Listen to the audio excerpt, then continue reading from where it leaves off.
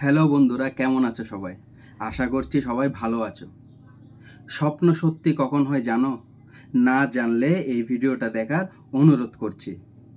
স্বপ্ন পূরণ করতে গেলে নিজেকে আরও আত্মবিশ্বাসী করতে হবে, নিজের মনকে আরও শক্তিশালী ও চাঙ্গা করতে হবে। তবে চলো, তোমাদের আজকে একটি স্বপ্ন পূরণের গল্প বলবো। তো চলো গল্পটি শুরু করা যাক। একটি ছোট্ট ছেলে অনাথ আশ্রমে বেড়ে উঠছিল। তার স্বপ্ন ছিল সেও একদিন পাখির মতো উড়তে পারবে, কিন্তু সে বুঝতে পারতো না সে কেন উড়তে পারে না। সে চিড়িয়াখানায় গিয়েছিল। সেখানে গিয়ে দেখলো বড় বড় পাখিদের খাঁচার ভিতর পাখিগুলোকে উড়ে বেড়াতে। সে মনে মনে ভাবতো, ওরা উঠতে পারছে, তাহলে আমি কেন পারছি না? তাহলে আমার মধ্যে কি কোনো সমস্যা আছে? আরেকটি ছোট ছেলে ছিল, যে পায়ের সমস্যার জন্য ঠিকমতো হাঁটতে পারতো না। সেও স্বপ্ন দেখতো তার বয়সে অন্য ছেলে মেয়েদের মতো সেও হাঁটতে পারবে, দৌড়ে বেড়াচ্ছে, অন্যদের মতো লাফালাফি করছে। সে ভাবতো আমি কেন ওদের মতো নই। একদিন সে অনাথ ছেলেটি যে ছেলেটি পাখি হয়ে উঠতে চাইতো, সেও হাঁটতে হাঁটতে সমুদ্র সৈকতে এসে পড়ল। সেখানে এসে দেখলো যে পঙ্গু ছেলেটি বালিতে বসে খেলছে, বালি দিয়ে বাড়ি ঘর বানাচ্ছে, পাখি বানাচ্ছে।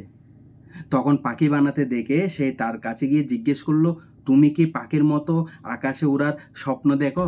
ছেলেটি বলল, না, কিন্তু আমি আর সবার মতো হাঁটতে পারার স্বপ্ন দেখি, দৌড়ে গিয়ে বাবার কোলে ওঠার স্বপ্ন দেখি।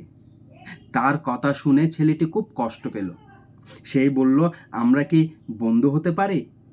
অবশ্যই আমরা বন্ধু হতে পারি। এরপর তারা দুজনে মিলে প্রায় অনেকক্ষণ খেললো। তারা সৈকতের বালি দিয়ে বাড়ি ঘর বানালো, পাখি বানালো, দুজন মিলে নানা রকম শব্দ করছিল। এক সময় পঙ্গু ছেলেটির বাবা হুইল চেয়ার নিয়ে ছেলেটিকে নিতে এলো।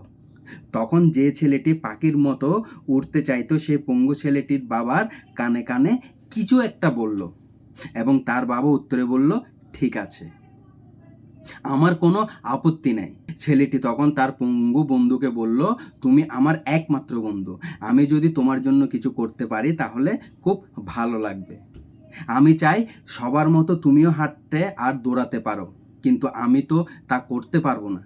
তবুও আমি এমন কিছু করব যাতে তোমার স্বপ্ন কিছুটা হলেও পূরণ হয়। এই বলে সে ঘুরে দাঁড়ালো আর তার বন্ধুকে বলল, তুমি আমার পিঠে উঠে বসো। সে তার পিঠে উঠে বসলো। ছেলেটি বালির উপর দৌড়াতে শুরু করলো। দৌড়ের গতি বাড়লে তাদের দুজনের মুখে সমুদ্রের বাতাস এসে ধাক্কা দিতে লাগলো। এমন দৃশ্য দেখে তার বাবার চোখের জল চলে এলো। পঙ্গু ছেলেটি খুশিতে তার দুহাত দুদিকে মেলে ধরল, ঠিক পাখির মতো করে, আর হাত দুটোকে উপর নিচ করতে লাগলো, আর চিৎকার করে বলতে লাগলো, আমি উড়ছি বাবা, আমি উড়ছি। তাহলে তোমরা কি বুঝলে? অন্যের স্বপ্ন পূরণ করে নিজের স্বপ্ন সত্যি করা যায়। আমার এই ভিডিওটা যদি ভালো লেগে থাকে তাহলে অবশ্যই একটা লাইক করো আর চ্যানেলটিকে একটি সাবস্ক্রাইব করে রেখো। তো সেই পর্যন্ত সবাই ভালো থাকবে। আবার একটা নতুন ভিডিও নিয়ে তোমাদের সামনে হাজির হব। সে পর্যন্ত সবাই ভালো থেকো। টাটা।